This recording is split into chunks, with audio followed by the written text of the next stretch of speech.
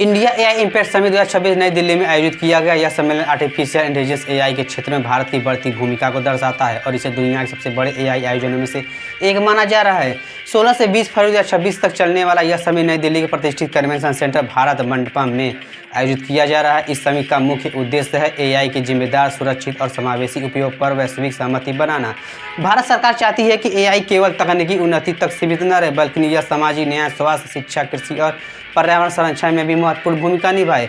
यह सम्मेलन भारत सरकार के ministry of electronics and IT और इंडिया एआई मिशन के अंतर्गत आयोजित किया गया है। सरकार का लक्ष्य है कि भारत को एआई अनुसंधान, स्टार्टअप और नीति निर्माण के क्षेत्र में वैश्विक नेता बनाया जाए। समिट का उद्घाटन भारत के प्रधानमंत्री नरेंद्र मोदी ने किया। प्रधानमंत्री ने यह भी बताया कि भारत का लक्ष्य केवल एआई तकनीक विकसित करना नहीं है, बल्कि उसे ग्रामीण और दूर-दराज क्षेत्रों तक पहुंचाना भी है, ताकि डिजिटल विभाजन कम हो सके। एआई समिट 2026 में दुनिया भर से 100 से अधिक देशों के प्रतिनिधि शामिल हुए। भारत ने पाकिस्तान को 61 रनों से हराया। भारत ने टी20 वर्ल्ड कप 2026 में पाकिस्तान को रोमांचक मुकाबले में करारी हार दी है। 9 गेंदों में ही पाकिस्तान की पारी खत्म हो गई, जिससे देश भर में जश्न का माहौल है।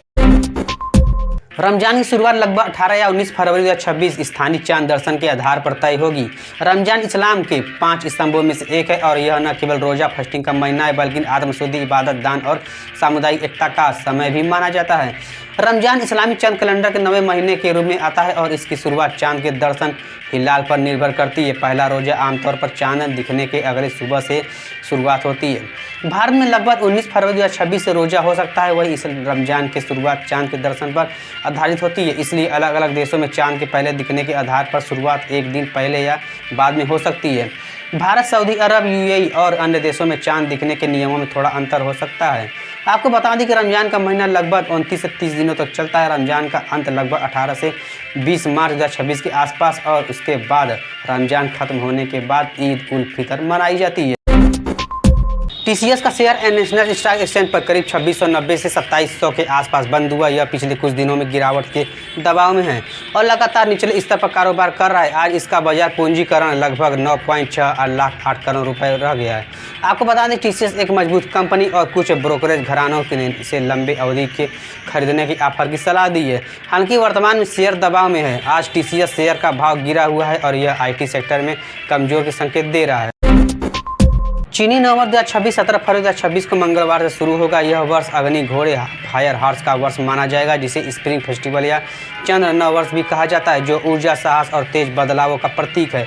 आपको बता दें कि चीनी नववर्ष चंद्र सौर कैलेंडर पर आधारित होता है और इसलिए ग्रेगोरियन कैलेंडर में इसकी तारीख हर साल बदलती रहती है।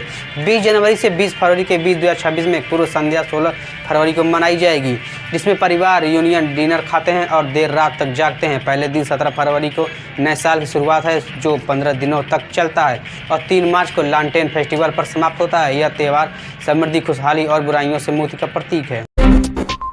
अमेरिकी राष्ट्रपति डोनाल्ड ट्रंप ने हाल ही में गाजा पट्टी को लेकर एक क्रांतिकारी मास्टर प्लान की घोषणा की, जिससे अंतर्राष्ट्रीय राजनीति में नई बस छेड़ दी गई है। ट्रंप प्रशासन ने गाजा के पुनर्निर्माण के लिए $25 अरब के शुरुआत बजट का अनुमान लगाया है। इसमें अंतर्राष्ट्रीय सहयोगियों के माध्यम से $5 अरब की तत्काल सहायता शामिल है। यह योजना ऐसे समय में सामने आई जब गाजा पट्टी, जिसे हम गाजा स्ट्रिप, लंबे समय संघर्ष, मानवीय संकट और बुनियादी ढांचे की तबाही से जूझ रहा है, जिससे खाड़ी देशों और यूरोपीय साझेदारों से निवेश जुटाया जाएगा।